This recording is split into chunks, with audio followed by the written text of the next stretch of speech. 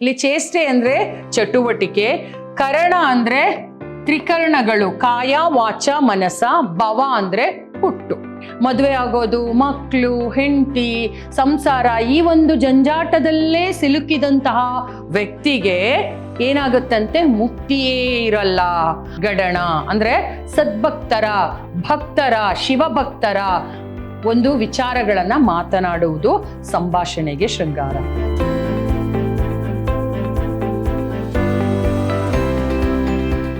ಎಲ್ಲರಿಗೂ ನಮಸ್ಕಾರ. ನಾನು ಸವಿತಾ AP, ಕನ್ನಡ ಉಪನ್ಯಾಸಕಿ, ವಿದ್ಯಾಶ್ರಮ ಪದವಿ ಪೂರ್ವ ಕಾಲೇಜು, ಮೈಸೂರು.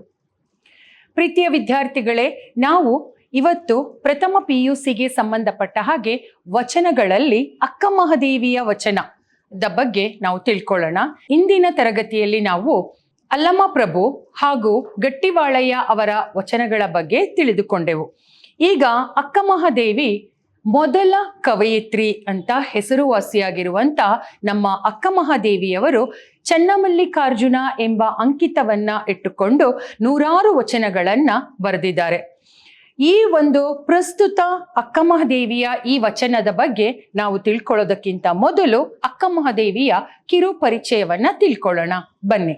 ವಚನಕಾರ್ತಿ ಅಕ್ಕ ಮಹಾದೇವಿ ಇವರು ಕೂಡ ಎಲ್ಲಾ ವಚನಕಾರರಂತೆ 12ನೇ ಶತಮಾನದ ಪ್ರಸಿದ್ಧ ವಚನಕಾರ್ತಿ. ಈಕೆ ಶಿವಮೊಗ್ಗ ಜಿಲ್ಲೆ ಶಿಕಾರಿಪುರ ತಾಲೂಕಿನ ಉಡುತಡಿ ಅವಳು ಹುಟ್ಟಿರುವಂತಹ ಒಂದು ಗ್ರಾಮ. 12ನೇ ಶತಮಾನದ ಪ್ರಸಿದ್ಧ ವಚನಕಾರ್ತಿ. ಇವಳು ಮೊದಲ ಕವಯಿತ್ರಿ ಅಂತ ಅಂದ್ರೆ ವಚನಕಾರ್ತಿ ಅಂತಾನೆ ಕರೀತಾರೆ. ಬಾಲ್ಯದಿಂದಲೇ ಶಿವನಲ್ಲಿ ಅಪಾರವಾದ ಭಕ್ತಿ ಇದ್ದ ಈಕೆಗೆ ಕೌಶಿಕನೆಂಬ ರಾಜನೊಡನೆ ಬಲವಂತದ ವಿವಾಹವಾಗುತ್ತದೆ. ಸೊ ಮೊದಲಿನಿಂದಲೂ ಅಕ್ಕ ಮಹಾದೇವಿಯವರಿಗೆ ಮದುವೆ, ಸಂಸಾರ, ಗಂಡ, ಮಕ್ಕಳು ಅನ್ನುವಂಥ ಲೌಕಿಕ ಜಂಜಾಟದಿಂದ ಒಳಗಾಗೋದು, ಆ ಬಂಧನದಿಂದ ಇರೋದು ಅವರಿಗೆ ಇಷ್ಟ ಇರಲಿಲ್ಲ. ಆದ್ರೆ ತಂದೆ ತಾಯಿ ಅವರನ್ನ ಫೋರ್ಸೆಬಲಿ ಅಂದ್ರೆ ಬಲವಂತವಾಗಿ ಕೌಶಿಕ ಎಂಬಂತಹ ಒಬ್ಬ ರಾಜನಿಗೆ ಮದುವೆ ಮಾಡಿ ಕೊಡ್ತಾರೆ. ಶಿವಭಕ್ತಿಗೆ ಅಡ್ಡಿಪಡಿಸಿದ ಅವನನ್ನು ತೊರೆದು ಕಲ್ಯಾಣಕ್ಕೆ ಸಾಗುತ್ತಾಳೆ. ಅಕ್ಕ ಮಹಾದೇವಿ ಏನ್ ಮಾಡ್ತಾಳೆ ಅಂದ್ರೆ, ಕೌಶಿಕ ಎಂಬಂತಹ ರಾಜನಿಗೆ ಮದುವೆ ಆದ ನಂತರ ಬಲವಂತವಾಗಿ ಇಷ್ಟ ಇಲ್ದಿದ್ರು ಅವನ ಜೊತೆ ಮದುವೆ ಆದಂತಹ ಅಕ್ಕ ಮಹಾದೇವಿಯ ಮನೆಯಲ್ಲಿ ಶಿವಭಕ್ತಿ ಅಂದ್ರೆ ಶಿವನ ಧ್ಯಾನ ಆಗಿರ್ಬೋದು, ಶಿವ ಪೂಜೆ ಆಗಿರ್ಬೋದು, ಶಿವಭಕ್ತಿಗೆ ಅಡ್ಡಿಪಡಿಸ್ತಾನೆ ಯಾರು, ಗಂಡ. ಇದರಿಂದಾಗಿ ಅವಳು ಗಂಡನನ್ನೇ ತೊರೆದು, ಆಗಿನ ಕಾಲದಲ್ಲಿ ಗಂಡನನ್ನ ತೊರೆದು ಕಲ್ಯಾಣಕ್ಕೆ ಹೋಗ್ತಾಳೆ. ಅಂದ್ರೆ ಶಿವನ ಒಂದು ಭಕ್ತಿಯನ್ನ ಹುಡುಕೊಂಡು ಕಲ್ಯಾಣಕ್ಕೆ ಬರ್ತಾಳೆ. ಶರಣರೊಂದಿಗೆ ಆಧ್ಯಾತ್ಮಿಕ ಚರ್ಚೆಯಲ್ಲಿ ಪಾಲ್ಗೊಂಡು ನಂತರ ಶ್ರೀಶೈಲದ ಕದಳಿ ವನದಲ್ಲಿ ಐಕ್ಯಳಾದಳೆಂದು ಐತಿಹ್ಯ. ಅಂದ್ರೆ ಬಾಕಿ ಶರಣರ ಜೊತೆ ಎಲ್ಲಾ ವಚನಗಾರರ ಅಂದ್ರೆ ಶಿವಶರಣರ ಜೊತೆ ಸೇರ್ಕೊಂಡು ಶಿವ ಧ್ಯಾನ, ಶಿವ ಭಜನೆ, ಲೋಕ ಅನುಭವ ಮತ್ತೆ ಶಿವನ ಒಂದು ಧ್ಯಾನವನ್ನ ಮಾಡ್ತಾ ವಚನಗಳನ್ನ ರಚಿಸ್ತಾ ಸಮಾಜದ ಕಲ್ಯಾಣಕ್ಕೋಸ್ಕರ ತನ್ನನ್ನ ಮುಡಿಪಾಗಿಡ್ತಾ, ಶಿವನಿಗೋಸ್ಕರ ತನ್ನನ್ನ ಮುಡಿಪಾಗಿಡ್ತಾ ಕೊನೆಗೆ ಶ್ರೀಶೈಲದ ಕದಳೀವನದಲ್ಲಿ ಐಕ್ಯಳಾದಳು ಎಂಬ ಐತಿಹ್ಯ ಅಂದ್ರೆ ಒಂದು ಪ್ರತೀತಿ ಇದೆ. ಐಕ್ಯಳಾದ್ಲು ಅಂದ್ರೆ ಅಲ್ಲೇ ತನ್ನ ಒಂದು ದೇಹವನ್ನ ತೊರೆದ್ಲು ಅಂದ್ರೆ ಅಲ್ಲೇ ಒಂದು ತೀರ್ಕೊಂಡ್ಲು ಅಂತ ಹೇಳೋದಕ್ಕೆ ಐಕ್ಯಳಾದ್ಲು ಅಂತಾನು ಹೇಳ್ತಾರೆ. ಸೊ ಆ ರೀತಿ ಅಕ್ಕ ಮಹಾದೇವಿಯವರು ಶಿವಮೊಗ್ಗ ಜಿಲ್ಲೆ ಶಿಕಾರಿಪುರದ ಉಡುತಡಿಯಲ್ಲಿ ಜನಿಸಿದಂತಹ 12ನೇ ಶತಮಾನದ ಮೊದಲ ಕವಯಿತ್ರಿ ಅನಿಸ್ಕೊಂಡಂತ ಇವರು 100 ವಚನಗಳನ್ನ ರಚಿಸಿದ್ದಾರೆ. ಕೌಶಿಕ ಎಂಬ ರಾಜನೊಡನೆ ವಿವಾಹವಾಗಿ ಬಲವಂತವಾಗಿ ಅವರೊಡನೆ ವಿವಾಹವಾದ ಇವರಿಗೆ ಶಿವನಲ್ಲಿ ಅಪಾರ ಭಕ್ತಿ ಇತ್ತು. ಆ ಶಿವಭಕ್ತಿಗೆ ಅಡ್ಡಿಪಡಿಸಿದ ಎನ್ನುವ ಕಾರಣದಿಂದ ಗಂಡನನ್ನ ತೊರೆದು ಕಲ್ಯಾಣಕ್ಕೆ ತೆರಳಿದ್ಲು.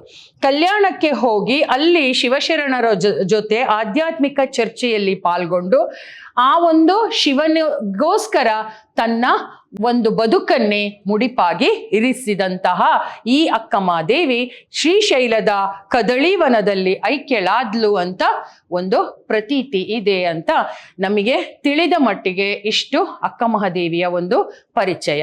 ಮುಂದೆ ಅಕ್ಕ ಮಹಾದೇವಿಯ ವಚನದಲ್ಲಿ ಬರುವಂತಹ ಒಂದು ಮುಖ್ಯ ಅಂಶಗಳೇನು ಅನ್ನೋದನ್ನ ನೋಡೋಣ. ಲೌಕಿಕ ಬಂಧನದಲ್ಲಿ ಸಿಲುಕಿದ ಭಕ್ತನಿಗೆ ಮುಕ್ತಿ ಇಲ್ಲ. ಲೌಕಿಕ ಬಂಧನ ಅಂದ್ರೇನು? ಸಾಂಸಾರಿಕ ಬಂಧನ, ಸಂಬಂಧಗಳ ಒಂದು ಬಂಧನ, ಸಂಬಂಧಗಳ ಜಂಜಾಟ, ಸಾಂಸಾರಿಕ ಜಂಜಾಟ. ಬದುಕಿನಲ್ಲಿ ಮದುವೆ ಆಗೋದು, ಮಕ್ಕಳು, ಹೆಂಡತಿ, ಸಂಸಾರ, ಈ ಒಂದು ಜಂಜಾಟದಲ್ಲೇ ಸಿಲುಕಿದಂತಹ ವ್ಯಕ್ತಿಗೆ ಏನಾಗುತ್ತಂತೆ? ಮುಕ್ತಿಯೇ ಇರಲ್ಲ. ಅವನಿಗೆ ಅದರಿಂದ ಬಿಡುಗಡೆನೇ ಇರಲ್ಲ, ಅದರಿಂದ ಸ್ವಾತಂತ್ರ್ಯನೇ ಇರಲ್ಲ, ಅದರಿಂದ ನೆಮ್ಮದಿನೇ ಇರಲ್ಲ ಅಂತ ಅಕ್ಕ ಮಹಾದೇವಿ ವಚನದಲ್ಲಿ ತಿಳಿಸ್ಕೊಡ್ತಾ ಇದ್ದಾರೆ. ನೆಕ್ಸ್ಟ್, ಆತ್ಮ ಪರಮಾತ್ಮನಲ್ಲಿ ಒಂದಾದಾಗ ಅಂತಹ ಭಕ್ತನಿಗೆ ಭವವಿಲ್ಲ. ಆತ್ಮ ಪರಮಾತ್ಮನಲ್ಲಿ ಒಂದಾದಾಗ ಆತನಿಗೆ ಭವವಿಲ್ಲ ಅಂದ್ರೆ ಹುಟ್ಟಿಲ್ಲ. ಅಂದ್ರೆ ಆತ್ಮ ಮತ್ತೆ ಪರಮಾತ್ಮ ಅಂದ್ರೆ ದೇವರಲ್ಲಿ ನಮ್ಮನ್ನ ನಾವು ವಿಲೀನಗೊಳಿಸ್ಕೊಂಡಾಗ ಅಂಥ ಭಕ್ತನಿಗೆ ಯಾವುದೇ ಹುಟ್ಟಾಗ್ಲಿ ಸಾವು ಆಗ್ಲಿ ಏನೂ ಇರೋದಿಲ್ಲ. ಅಂದ್ರೆ ಅವನು ದೇವರ ಜೊತೆಯಲ್ಲೇ ಇದ್ಬಿಡ್ತಾನೆ ಅನ್ನೋ ತರ ಒಂದು ವಚನದಲ್ಲಿ ಹೇಳ್ತಿದ್ದಾರೆ. ಶರಣರ ಸಂಘದಿಂದ ಬದುಕು ಸಾರ್ಥಕ. ಶರಣರ ಸಂಘದಿಂದ ಬದುಕು ಸಾರ್ಥಕ, ಇಲ್ಲದಿದ್ದರೆ ನಿರಾರ್ಥಕ. ಸಾರ್ಥಕ ನಿರಾರ್ಥಕ ಎಂಬ ಆಶಯಗಳನ್ನ ಪ್ರಸ್ತುತಪಡಿಸುವ ವಚನಗಳು. ಅಂದ್ರೆ ಶರಣರ ಸಂಘದಲ್ಲೇ ಇರಬೇಕು. ಶರಣರ ಸಂಘದಲ್ಲಿದ್ದಾಗ ಏನಾಗುತ್ತೆ? ಶಿವನ ಬಗ್ಗೆ ಚರ್ಚಿಸ್ತಾ ಇರ್ಬೋದು, ಶಿವನ ಬಗ್ಗೆ ಧ್ಯಾನ ಮಾಡ್ತಾ ಇರ್ಬೋದು, ಶಿವನ ಬಗ್ಗೆ ತಿಳ್ಕೊಳ್ತಾ ಇರ್ಬೋದು. ಈ ತರ ಮಾಡಿದ್ರೆ ಆ ಬದುಕು ಏನು ಅಂದ್ರೆ ಒಂಥರ ನೆಮ್ಮದಿಯ ಬದುಕು, ಅಂದ್ರೆ ಒಂದು ದೇವರಲ್ಲಿ ವಿಲೀನವಾಗುವಂತಹ ಬದುಕು, ಅದು ಸಾರ್ಥಕತೆಯ ಬದುಕು. ಅದು ಬಿಟ್ರೆ ಲೌಕಿಕ ಬಂಧನದಲ್ಲಿ ಉಳ್ಕೊಂಡ್ಬಿಟ್ರೆ ಅದು ನಮ್ಮ ಬದುಕು ನಿರಾರ್ಥಕ, ಅಂದ್ರೆ ಸಾರ್ಥಕ ಅಂತ ಅನಿಸ್ಕೊಳ್ಳಲ್ಲ ಅನ್ನುವಂಥ ಆಶಯವನ್ನ ಇಟ್ಕೊಂಡು ಈ ಪ್ರಸ್ತುತ ನಿಮಗೆ ಕೊಟ್ಟಿರುವಂತ ವಚನಗಳನ್ನ ರಚಿಸಿದ್ದಾರೆ. ಆ ವಚನದಲ್ಲಿ ಈ ಕೆಲವೊಂದು ಅಂಶಗಳು ಅದರಲ್ಲಿ ಇದೆ ಅನ್ನೋದನ್ನ ಹೇಳ್ತಿದ್ದಾರೆ ನೋಡಿ. ಮುಂದೆ ಆಶಯ, ಈ ವಚನದ ಆಶಯ ಪ್ರತಿ ವ್ಯಕ್ತಿಗೂ ಏಕಾಗ್ರ ಚಿತ್ತತೆ ಅವಶ್ಯಕ. ಪ್ರತಿ ವ್ಯಕ್ತಿಗೂ ಏನು ಅವಶ್ಯಕ ಅಂದ್ರೆ ಏಕಾಗ್ರತೆ, ಏಕ ಮನಸ್ಸು. ಅಂದ್ರೆ ಮನಸ್ಸು ಅಸ್ಥಿರವಾಗಿರ್ಬಾರ್ದು, ಸ್ಥಿರವಾಗಿರುವಂತ ಮನಸ್ಸಿರ್ಬೇಕು. ಅದು ಇದ್ರೆ ಆ ಚಿತ್ತ ಅಂದ್ರೆ ಮನಸ್ಸು ಏಕಾಗ್ರತೆಯಿಂದ ಇದ್ರೆ ಎಲ್ಲಾ ಕೆಲಸಗಳು ಸಾಧ್ಯ. ಬಾಹ್ಯ ಪ್ರಪಂಚದ ಸೆಳೆತಕ್ಕೆ ಸಿಕ್ಕಿ ಬದುಕನ್ನು ಯದ್ವಾ ತದ್ವಾ ನಡೆಸುವುದು ದುರಂತಕ್ಕೆ ನಾಂದಿ. ಅಂದ್ರೆ ಬಾಹ್ಯ ಪ್ರಪಂಚ ಅಂದ್ರೆ ಹೊರಗಿನ ಪ್ರಪಂಚ, ಹೊರಗಿನ ಬಾಹ್ಯ ಪ್ರಪಂಚದ ನಾವೇನಾದ್ರೂ ತೊಡ್ಕೊಂಡ್ಬಿಟ್ರೆ ಅಥವಾ ಅದಕ್ಕೆ ನಾವು ಉಳ್ಕೊಂಡ್ಬಿಟ್ರೆ ಏನಾಗುತ್ತೆ ಅಂದ್ರೆ ಆಸೆಗಳು ಜಾಸ್ತಿ ಆಗ್ತಾ ಹೋಗುತ್ತೆ. ಅದು ಬೇಕು ಇದು ಬೇಕು ಅಂತ ಈ ತರ ಯದ್ವತ್ತೊದ್ದ ನಮ್ಮ ಬದುಕು ಅದಕ್ಕೆ ಸಿಲುಕಿ ಏನಾಗುತ್ತೆ? ಈ ಬಿರುಗಾಳಿಯಲ್ಲಿ ಸಿಲುಕಿದ ಒಂದು ರೀತಿಯಲ್ಲಿ ನಾವು ಆಗ್ಬಿಡ್ತೀವಿ. ನಮ್ಮ ಬದುಕು ದುರಂತಕ್ಕೆ ನಾಂದಿಯಾಗುತ್ತೆ, ಅಂದ್ರೆ ಹಾಳಾಗ್ಬಿಡುತ್ತೆ. ಉತ್ತಮರ ಒಡನಾಟದಿಂದ ಜೀವನದ ಗುರಿ ತಲುಪಲು ಸಾಧ್ಯ. ಹಾಗಾದ್ರೆ ಉತ್ತಮರ ಒಡನಾಟ ತುಂಬಾ ಮುಖ್ಯ. ಅದು ಉತ್ತಮರೊಂದಿಗೆ ನಮ್ಮ ಸ್ನೇಹ ಇದ್ರೆ, ನಮ್ಮ ಒಡನಾಟ ಇದ್ರೆ ನಮ್ಮ ಬದುಕು ಏನಾಗುತ್ತೆ? ನಮ್ಮ ಗುರಿ ತಲುಪಲಿಕ್ಕೆ ಸಾಧ್ಯ ಅಂತ ಹೇಳ್ತಾ ಇದ್ದಾರೆ. ಸರಿ ಇದ್ದರೆ ಸಾಧನೆಗಳು ಮಹತ್ವದಾಗಿರುತ್ತದೆ. ಅಂದ್ರೆ ಒಳ್ಳೆಯವರ ಸಂಘ ಮಾಡಿದ್ರೆ ನಮಗೆ ಒಳ್ಳೆಯ ಗುರಿಯನ್ನ ಮುಟ್ಟಬಹುದು. ನಾವು ಅನ್ಕೊಂಡ ಗುರಿಯನ್ನ ಮುಟ್ಟಿ ನಾವು ಒಳ್ಳೆಯ ಮಹತ್ವದ ಒಂದು ಬದುಕನ್ನು ನಡೆಸ್ಬೋದು ಅಂತ ಹೇಳ್ತಾ ಇದ್ದಾರೆ. ಇದಿಷ್ಟು ಇವರ ಆಶಯ. ಮುಂದೆ ಇವರ ಒಂದು ವಚನಗಳನ್ನ ನೋಡೋಣ. ರತ್ನದ ಸಂಕುಲೆಯಾದಡೆ ತೊಡರಲ್ಲವೇ, ಮುತ್ತಿನ ಬಲೆಯಾದಡೆ ಬಂಧನವಲ್ಲವೇ, ಚಿನ್ನದ ಕತ್ತಿಯಲ್ಲಿ ತಲೆ ಹೊಯ್ದಡೆ ಸಾಯದಿರ್ಪರೆ, ಲೋಕದ ಭಜನೆಯ ಭಕ್ತಿಯಲ್ಲಿ ಸಿಲುಕಿದಡೆ ಜನನ ಮರಣ ಬಿಡುವುದೇ ಚನ್ನಮಲ್ಲಿಕಾರ್ಜುನ. ಚನ್ನಮಲ್ಲಿಕಾರ್ಜುನ ನೆನಪಿಟ್ಕೊಳ್ಳಿ, ಇದು ಮುಖ್ಯವಾದದ್ದು. ಇವರ ಅಂಕಿತ, ಯಾರ ಅಂಕಿತ? ಅಕ್ಕ ಮಹಾದೇವಿಯವರ ಅಂಕಿತ ಯಾವುದು ಅಂದ್ರೆ ಚನ್ನಮಲ್ಲಿಕಾರ್ಜುನ. ನಮ್ಮ ಬಸವಣ್ಣನವರ ಅಂಕಿತ ಯಾವುದು ಅಂದ್ರೆ ಕೂಡಲ ಸಂಗಮ ಅಂತ ಹೇಳ್ತೀವಿ. ಹಾಗೆ ನಾವು ಗುಹೇಶ್ವರ ಅಂತ ಯಾರದನ್ನ ಅಂಕಿತ ಅಂತ ಕಲ್ತ್ವಿ? ಅಲ್ಲಮ ಪ್ರಭು. ಹಾಗೆ ಈ ಒಂದು ಅಕ್ಕಮಹಾದೇವಿಯ ಅವರ ಅಂಕಿತ ಯಾವುದು? ಅವರ ಪದ್ಯದ ಕೊನೆಯಲ್ಲಿ ಚನ್ನಮಲ್ಲಿಕಾರ್ಜುನ ಅಂದ್ರೆ ಶಿವನನ್ನ ಕುರಿತು ವಚನಗಳನ್ನ ರಚಿಸೋದ್ರಿಂದ ಕೊನೆಯ ಒಂದು ಸಾಲುಗಳನ್ನ ಆ ಒಂದು ದೇವರ ಹೆಸರಿನಲ್ಲಿ ಅರ್ಪಿಸ್ತಾರೆ. ಚನ್ನಮಲ್ಲಿಕಾರ್ಜುನ ಎನ್ನುವುದು ಅಂಕಿತ. ಇಲ್ಲಿ ಚಿತ್ರದಲ್ಲಿ ಕಾಣ್ತಾ ಇದೆ. ಇಲ್ಲಿ ಮೊದಲನೇ ಚಿತ್ರದಲ್ಲಿ ಏನ್ ಕಾಣ್ತಿದೆ ಅಂದ್ರೆ ರತ್ನದ ಸಂಕುಲೆಯಾದಡೆ ತೊಡರಲ್ಲವೇ. ನಮ್ಮನ್ನ ಬಂಧಿಸುವಾಗ ಅದು ರತ್ನದಿಂದ ಅಥವಾ ಚಿನ್ನದ ಸಂಕೋಲೆಯಾದ್ರೆ ಏನಾಗುತ್ತೆ? ಆ ಒಂದು ರತ್ನದಿಂದನೇ ಮಾಡಿದ ಸಂಕೋಲೆ ಅಂದ್ರೆ ಈ ತರ ಚೈನ್, ಆ ಸರಪಳಿಯಿಂದ ನಮ್ಮನ್ನ ಬಂಧಿಸಿದ್ರೆ ಅದು ಬಂಧನ ಅನ್ಸಲ್ವಾ? ಅನ್ಸುತ್ತೆ. ಅದು ಕಬ್ಬಿಣದಿಂದ ಮಾಡಿದ್ರು ಅಥವಾ ಹಗ್ಗದಿಂದ ಮಾಡಿದ್ರು ಅಥವಾ ರತ್ನದಿಂದ ಮಾಡಿದ್ರು ವಜ್ರ ವೈಡೂರ್ಯದಿಂದ ಮಾಡಿದ್ರು ಸಂಕೋಲೆ ಅನ್ನೋದು ಯಾವತ್ತಿಗೂ ಬಂಧನವೇ. ಅಂದ್ರೆ ಅವರ ಪ್ರಕಾರ ಏನು ಅಂದ್ರೆ ಲೌಕಿಕ ಬಂಧನದಲ್ಲಿ ಅದು ಸುಂದರವಾಗಿರುತ್ತೆ, ನಿಜ. ಲೌಕಿಕ ಪ್ರಪಂಚ ಆಸೆ ಆಕಾಂಕ್ಷೆಗಳೆಲ್ಲ ತುಂಬಿರುವಂತಹ ಪ್ರಪಂಚ, ಅದರಲ್ಲಿ ಸಿಕ್ಕಾಕೊಂಡ್ರೆ ಆ ಬಂಧನ ಹೇಗಿರುತ್ತೆ ಅಂದ್ರೆ ರತ್ನದ ಸಂಕೋಲೆಯಂತೆ, ರತ್ನದ ಸಂಕೋಲೆಯಲ್ಲಿ ಸುತ್ತಿದಂತೆ. ರತ್ನದ ಸಂಕೋಲೆಯಲ್ಲಿ ಸುತ್ತಿದ್ರೂ ಕೂಡ ನಾವು ಬಂದಿಗಳಾಗಿಯೇ ಇರ್ತೀವಿ ಅಂತ ಈ ಒಂದು ಸಾಲಿನಲ್ಲಿ ಹೇಳ್ತಿದ್ದಾರೆ. ನೆಕ್ಸ್ಟ್, ಮುತ್ತಿನ ಬಲೆಯಾದೆಡೆ ಬಂಧನವಲ್ಲವೇ. ಮುತ್ತಿನ ಬಲೆಯಾದೊಡೆ ಬಂಧನವಲ್ಲವೇ. ನೋಡಿ, ಮುತ್ತಿನ ಮಣಿಯಿಂದ ಮಾಡಿದಂತಹ ಒಂದು ಬಲೆ ಏನಿದೆ, ಆ ಬಲೆಯಲ್ಲಿ ನಮ್ಮನ್ನು ಹಾಕಿದ್ರೆ ಅದು ಬಲೆಯೊಳಗಡೆ ಸಿಲುಕಿಕೊಂಡ ಅದೇ ರೀತಿ ಅಲ್ವಾ. ನಾವು ಆ ಬಲೆಯಿಂದ ಹೊರಬರ್ಲಿಕ್ಕೆ ಕಷ್ಟ. ಅದು ಮುತ್ತಿಂದೇ ಆಗಿರ್ಬೋದು ಅಥವಾ ಬೇರೆ ಯಾವುದ್ರದ್ದೇ ಆಗಿರ್ಬೋದು. ಬಲೆ ಅನ್ನೋದು ಬಲೆನೆ, ಅದು ಒಂದು ರೀತಿ ಬಂಧನನೇ. ಚಿನ್ನದ ಕತ್ತಿಯಲ್ಲಿ ತಲೆ ಹೊಯ್ದಡೆ ಸಾಯದಿರ್ಪನೆ. ನೋಡಿ, ಅಲ್ಲಿ ಚಿತ್ರದಲ್ಲಿ ಕಾಣ್ತಾ ಇದೆ ಚಿನ್ನದ ಕತ್ತಿ. ಚಿನ್ನದ ಕತ್ತಿಯಿಂದ ತಲೆಯನ್ನ ಕುಯ್ದ್ರೆ ಅಥವಾ ಒಡೆದ್ರೆ ಅಥವಾ ಚುಚ್ಚಿದ್ರೆ ಸಾಯ್ತಾರೆ ತಾನೇ ಮನುಷ್ಯ. ಓ, ಚಿನ್ನದ ಕತ್ತಿ ಅಂತ ಚುಚ್ಚಿಸ್ಕೊಂಡ್ರೆ ಸಾಯಲ್ಲ ಅಂತ ಏನಿಲ್ಲ ಅಲ್ವಾ. ಅದು ಕಬ್ಬಿಣದಿಂದ ಮಾಡಿದ ಕತ್ತಿಯಿಂದ ಚುಚ್ಚಿದ್ರು ನಾವು ಸಾಯ್ತೀವಿ, ಚಿನ್ನದಿಂದ ಮಾಡಿದ ಕತ್ತಿಯಿಂದಾದ್ರೂ ಸಾಯ್ತೀವಿ. ಸೊ ಸಾವು ಅನ್ನೋದು ಕತ್ತಿಯಿಂದ ಅನ್ನೋದು ಇಂಪಾರ್ಟೆಂಟ್, ಇಲ್ಲಿ ಚಿನ್ನದ ಕತ್ತಿಯಿಂದ ಅಲ್ಲ. ಹಾಗಾದ್ರೆ ಇಲ್ಲಿ ರತ್ನದ ಸಂಕೋಲೆಯಾದೊಡೆ ತೊಡರಲ್ಲವೇ, ಅಂದ್ರೆ ರತ್ನದ ಸಂಕೋಲೆಯಲ್ಲಿ ನಮ್ಮನ್ನ ಬಂಧಿಸಿದ್ರು ಅದು ಬಂಧನವೇ. ಹಾಗೆ ಮುತ್ತಿನ ಬಲೆಯಾದೆಡೆ ಬಂಧನವಲ್ಲವೇ. ಮುತ್ತಿನ ಬಲೆಯಿಂದ ನಮ್ಮನ್ನ ಬಂಧಿಸಿದ್ರು ಕೂಡ ಬಂಧನ ಅಲ್ವಾ ಅದು.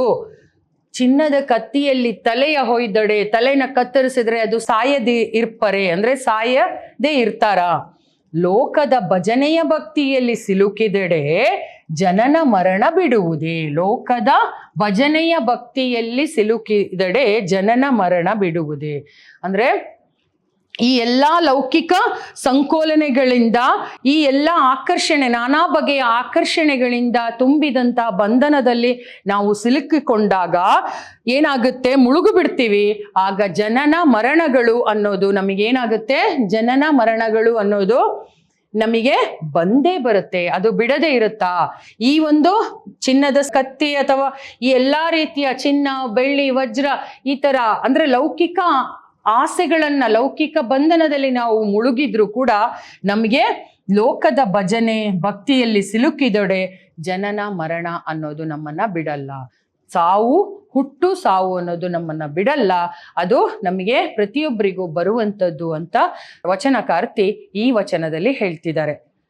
ಇಲ್ಲಿ ಸಂಕೋಲೆ ಅಂದ್ರೆ ಬೇಡಿ, ತೊಡರು ಅಂದ್ರೆ ಏನು, ತೊಂದರೆ. ಅಂದ್ರೆ ಆ ಒಂದು ರತ್ನದ ಸಂಕೋಲೆಯಿಂದ ತೊಡರಲ್ಲವೇ, ತೊಂದರೆ ಆಗೋದಿಲ್ವಾ. ಹಾಗೆ ಒಂದು ಏನು ಬೇಡಿ ಸಂಕೋಲೆ ಅಂದ್ರೆ ಬೇಡಿಯಿಂದ ನಮ್ಮನ್ನ ಕಟ್ಟಿ ಹಾಕಿದ್ರು ಕೂಡ ನಮಗೆ ಏನಾಗುತ್ತೆ, ಬಂಧನವೇ. ಅಂದ್ರೆ ಲೌಕಿಕ ಪ್ರಪಂಚದಲ್ಲಿ ನಾವು ಸಿಕ್ಕಾಕೊಂಡ್ರೆ ಏನಾಗುತ್ತೆ, ಅದು ಯಾವತ್ತಿದ್ರೂ ಅದು ಬಂಧನನೇ. ಅದು ರತ್ನದ್ದಾಗಿರ್ಬೋದು, ಚಿನ್ನದ್ದಾಗಿರ್ಬೋದು, ಬೆಳ್ಳಿದಾಗಿರ್ಬೋದು, ವಜ್ರದಾಗಿರ್ಬೋದು. ಆದ್ರೆ ನಮಗೆ ಅಲ್ಲಿ ಸಾವು, ಹುಟ್ಟು ಸಾವು ಅನ್ನೋದು ನಮ್ಮನ್ನ ಬಿಡೋದಿಲ್ಲ ಅಂತ ವಚನಕಾರ್ತಿ ಇಲ್ಲಿ ಹೇಳ್ತಿದ್ದಾರೆ. ಮುಂದೆ, ಲೋಕದ ಚೇಷ್ಟೆಗೆ ರವಿ ಬೀಜವಾದಂತೆ ಕರಣಂಗಳ ಚೇಷ್ಟೆಗೆ ಮನವೇ ಬೀಜ. ಎನಗುಳ್ಳದೊಂದು ಮನ, ಆ ಮನ ನಿಮ್ಮಲ್ಲಿ ಸಿಲುಕಿದ ಬಳಿಕ ಎನಗೆ ಭವವುಂಟೆ ಚೆನ್ನಮಲ್ಲಿಕಾರ್ಜುನ. ಲೋಕದ ಚೇಷ್ಟೆಗೆ ರವಿ ಬೀಜವಾದಂತೆ ಕರಣಂಗಳ ಚೇಷ್ಟೆಗೆ ಮನವೇ ಬೀಜ. ಎನಗುಳ್ಳದೊಂದು ಮನ, ಆ ಮನ ನಿಮ್ಮಲ್ಲಿ ಸಿಲುಕಿದ ಬಳಿಕ ಎನಗೆ ಭವವುಂಟೆ ಚೆನ್ನಮಲ್ಲಿಕಾರ್ಜುನ. ಇಲ್ಲಿ ಚೇಷ್ಟೆ ಅಂದ್ರೆ ಚಟುವಟಿಕೆ, ಕರಣ ಅಂದ್ರೆ ತ್ರಿಕರಣಗಳು, ಕಾಯ, ವಾಚ, ಮನಸ, ಭವ ಅಂದ್ರೆ ಹುಟ್ಟು. ಈಗ ವಚನಕಾರ್ತಿ ಏನ್ ಹೇಳ್ತಿದ್ದಾರೆ, ಲೋಕದ ಚೇಷ್ಟೆಗೆ ರವಿ ಬೀಜವಾದಂತೆ. ರವಿ ಸೂರ್ಯ ಚೇಷ್ಟೆ ಅಂದ್ರೆ ಚಟುವಟಿಕೆ, ಲೋಕದ ಚಟುವಟಿಕೆ ಸೂರ್ಯ ಬೀಜವಾದಂತೆ ಅಂದ್ರೆ ಆ ಪ್ರಪಂಚದ ಜನರೆಲ್ಲ ಚಟುವಟಿಕೆಯಿಂದ ಇರ್ಲಿಕ್ಕೆ ಕಾರಣ ಯಾರು? ರವಿ ಜನಿಸ್ಬೇಕು. ಈ ರವಿ ಹುಟ್ಟಿದ ತಕ್ಷಣ, ಸೂರ್ಯೋದಯವಾದ ತಕ್ಷಣ ಜನರು ಅವರವರ ನಿತ್ಯ ಕರ್ಮದಲ್ಲಿ, ನಿತ್ಯ ಕಾರ್ಯದಲ್ಲಿ ತೊಡಗ್ತಾ ಇರ್ತಾರೆ. ಅದನ್ನ ಇಲ್ಲಿ ಹೇಳ್ತಾ ಇದ್ದಾರೆ, ಲೋಕದ ಚೇಷ್ಟೆಗೆ ಅಂದ್ರೆ ಚಟುವಟಿಕೆಗೆ ರವಿ ಬೀಜವಾದಂತೆ. ರವಿ ಒಂದು ಬೀಜ ಅಂದ್ರೆ ಒಂದು ಸ್ಟಾರ್ಟಿಂಗ್ ಪಾಯಿಂಟ್ ಅಂತ. ಕರಣಗಳ ಚೇಷ್ಟೆಗೆ ಮನವೇ ಬೀಜ. ಕರಣಗಳ ಚೇಷ್ಟೆಗೆ ಅಂದ್ರೆ, ಕರಣಗಳು ಅಂದ್ರೆ ಇಲ್ಲಿ ತ್ರಿಕರಣಗಳು, ಕಾಯ ವಾಚ ಮನಸ್ಸು. ಈ ಕಾಯ ವಾಚ ಮನಸ್ಸು ಏನಿದೆ, ಕರಣಗಳ ಚೇಷ್ಟೆಗೆ, ಆ ಚಟುವಟಿಕೆಗೆ ಮನಸ್ಸೇ ಬೀಜ.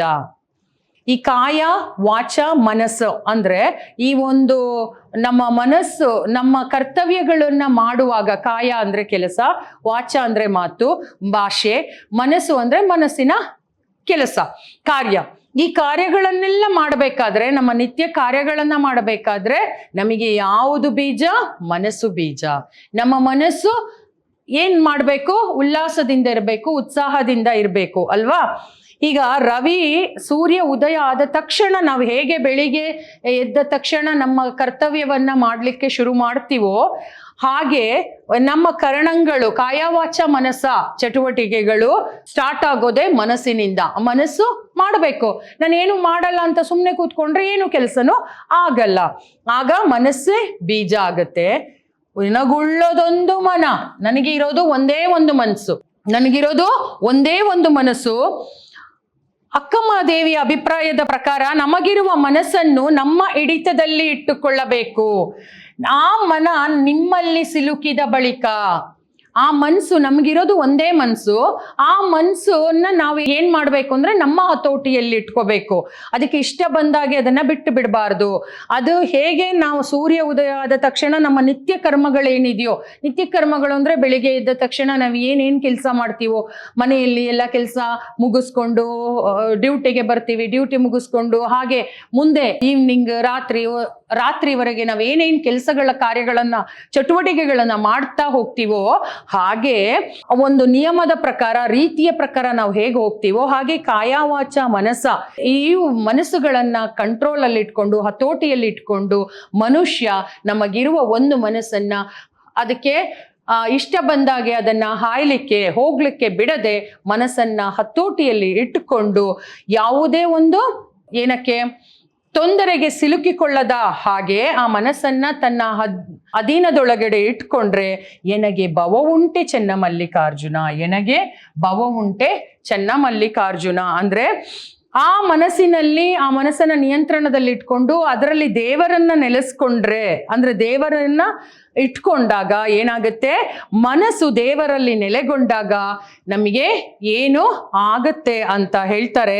ಆತ್ಮ ಪರಮಾತ್ಮನಲ್ಲಿ ಲೀನವಾಗುತ್ತೆ. ಆತ್ಮ ಪರಮಾತ್ಮನಲ್ಲಿ ಲೀನ ಆಗುತ್ತೆ. ನಮಗಿರೋ ಒಂದು ಮನಸ್ಸನ್ನ, ಆ ಮನಸ್ಸನ್ನ ಶುದ್ಧವಾಗಿ ಇಟ್ಕೊಂಡು ಅದರಲ್ಲಿ ದೇವರನ್ನ ಇಟ್ಕೊಂಡು ನಮ್ಮ ಒಂದು ನಿಯಂತ್ರಣದಲ್ಲಿ ನಮ್ಮ ಮನಸ್ಸನ್ನ ಇಟ್ಕೊಂಡಾಗ ಆತ್ಮ ಪರಮಾತ್ಮನಲ್ಲಿ ಲೀನವಾದಾಗ ಅದಕ್ಕೆ ಹುಟ್ಟು ಅನ್ನೋದು ಇರುತ್ತಾ?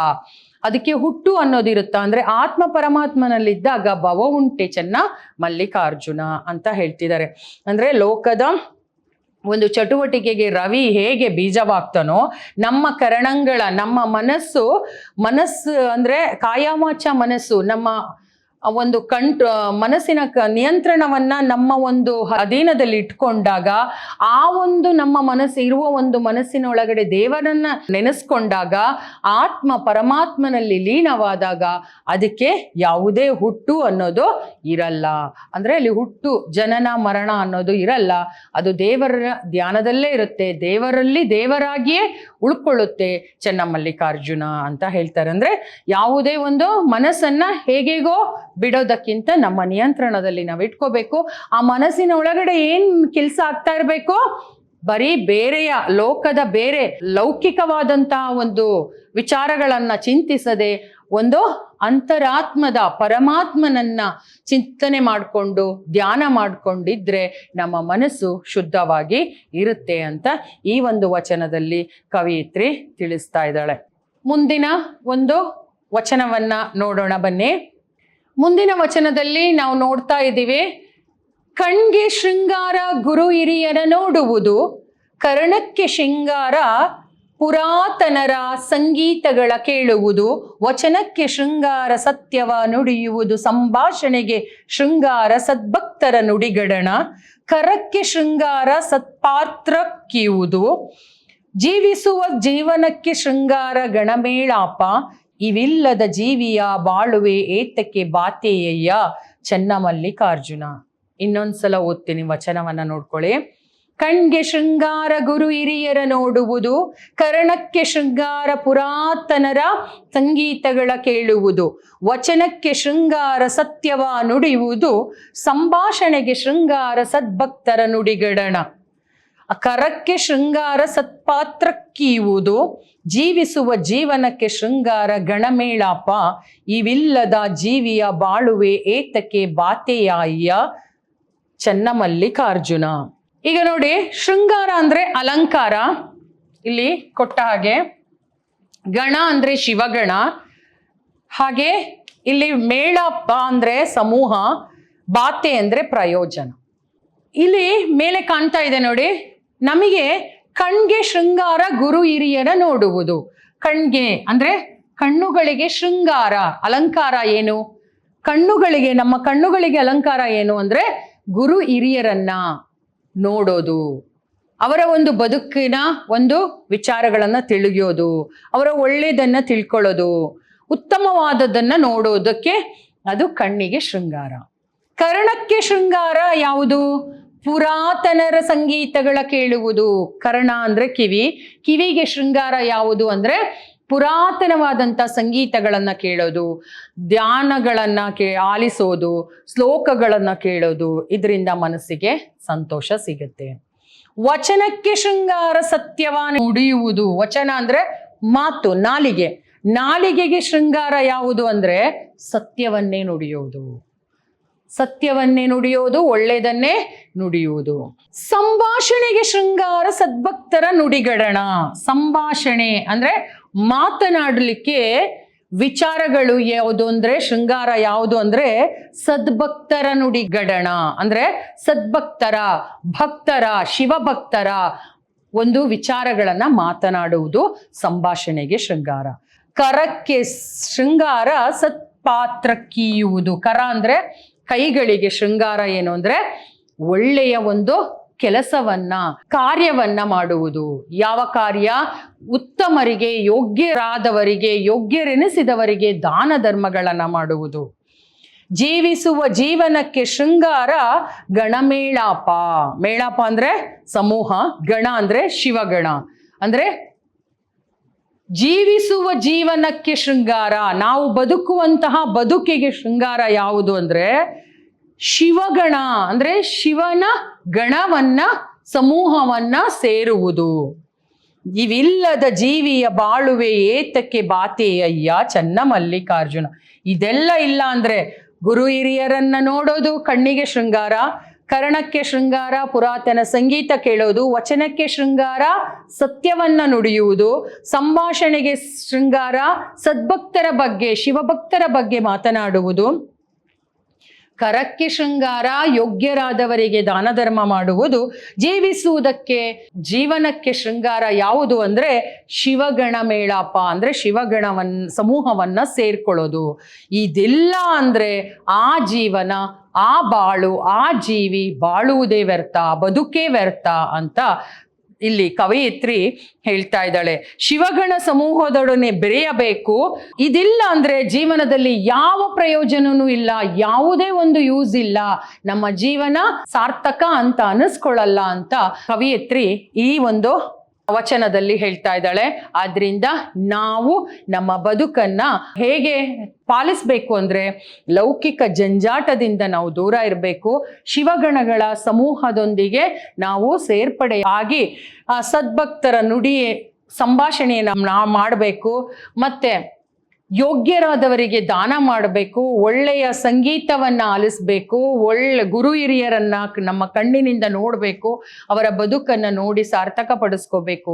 ಈ ರೀತಿ ನಮ್ಮ ಬದುಕನ್ನ ನಾವು ಒಳ್ಳೆಯ ರೀತಿಯಲ್ಲಿ ನಡೆಸ್ಕೊಂಡು ಹೋಗ್ಬೇಕು ಅಂತ ವಚನಕಾರ್ತಿ ಇಲ್ಲಿ ನಮಗೆ ತಿಳಿಸ್ಕೊಡ್ತಾ ಇದ್ದಾರೆ. ಇದಿಷ್ಟು ವಚನಗಳು.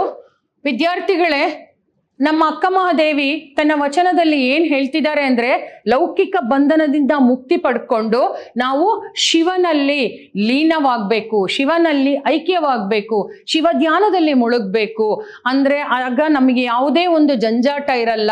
ಇಲ್ಲ ಅಂದ್ರೆ ಸಾಂಸಾರಿಕ ಬದುಕಿನಲ್ಲಿ ಏನಾಗುತ್ತೆ, ಒಂದರ ನಂತರ ಒಂದು ಆಸೆಗಳು ಬರ್ತಾ ಇರುತ್ತೆ, ಆ ಕಷ್ಟಗಳು ಬರ್ತಾ ಇರುತ್ತೆ. ಅವುಗಳಿಂದ ನಾವು ಮುಕ್ತಿ ಹೊಂದಲಿಕ್ಕೆ ಸಾಧ್ಯನೇ ಇರೋದಿಲ್ಲ. ಇದು ಚಿನ್ನದ ಒಂದು ಬಂಧನ ಆಗಿರ್ಬೋದು, ರತ್ನದ ಬಂಧನ ಆಗಿರ್ಬೋದು, ಚಿನ್ನದ ಕತ್ತಿಯಿಂದ ನಮ್ಮನ್ನ ಕೊಂದ್ರೂ ಕೂಡ ಅದು ಸಾವು ಅನ್ನೋದು ಬಂದೇ ಬರುತ್ತೆ. ಸೊ ಒಟ್ಟಾರೆಯಾಗಿ ಏನ್ ಹೇಳ್ತಿದ್ದಾರೆ ಅಂದ್ರೆ ವಚನಗಾರ್ತಿ ಇಲ್ಲಿ, ಪರಮಾತ್ಮನಲ್ಲಿ ಪರಮಾತ್ಮನಲ್ಲಿ ಏನಾಗಬೇಕು, ಒಂದಾಗಬೇಕು. ಆಗ ಮಾತ್ರ ನಮ್ಮ ಮನಸ್ಸು ಶುದ್ಧವಾಗಿರುತ್ತೆ, ದೇವರಲ್ಲಿ ನಮ್ಮನ್ನ ಐಕ್ಯಗೊಳಿಸ್ಕೊಳ್ಬೇಕು ಅಂತ ವಚನಕಾರ್ತಿ ಅಕ್ಕ ಮಹಾದೇವಿ ಈ ಒಂದು ವಚನದಲ್ಲಿ ತಿಳಿಸ್ಕೊಡ್ತಾ ಇದ್ದಾಳೆ. ಇಲ್ಲಿಗೆ ಈ ವಚನ ಮುಗಿಯುತ್ತೆ. ಎಲ್ಲರಿಗೂ ಧನ್ಯವಾದಗಳು.